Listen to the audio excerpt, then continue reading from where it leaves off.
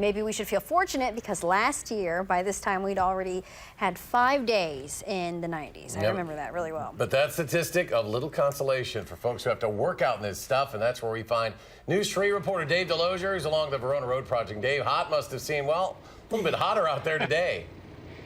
Eric, tell me about it. You know, on a day like today, there's simply no getting around it. For folks who work on a project like this, you know a couple of things. You know it's going to be hot. You know it's going to be sticky. And you know that this day is going to seemingly go on forever. It's horrible. You can't get anywhere. Seemingly everywhere you look. Rotten. I'm not sure which lane to get into. There it is, orange. Way too many. In a world of stop and go with a whole lot more of the former than the latter, trying to get away from a cone zone, we'll go ahead and try. Completely unavoidable. Unless you own a helicopter, which I don't. But if you think it's hard to get away from this, here's the WJVL forecast for this afternoon. Partly sunny, hot and humid. We'll see. It's even harder for the folks who work here to get away from the heat. High of 92, heat index near 100. Definitely the dog days of summers are finally here. While the rest of us are just passing through, albeit slowly, for the road crews, this is their all day, every day. You have to take it day by day.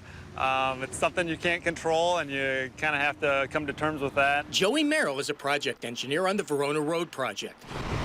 While the heat of the summer is finally here, what they dealt with when this project started in February was very different. Not the heat and humidity. It was the snow and the cold and negative-degree temperatures, and it was not easy to work in that condition either, you know, where you're bundled up and you can't move and you can't put on enough clothes. A study now in contrast. You know, it's definitely a challenge with the heat.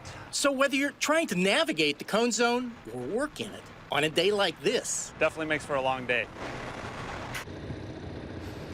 Now, with the entire month of August still ahead, there's likely a couple more long days ahead for these folks. But if there's any good news, the scheduled completion of this stage of the Verona Road Project is set for November 15th. So Eric and Michelle, with any luck whatsoever, their days of the sub-zero and perhaps the snow, they've seen those. That's done. Yeah, Dave Delosier, your day is done. Go get in the air conditioning and cool off. Thank you very much. You bet.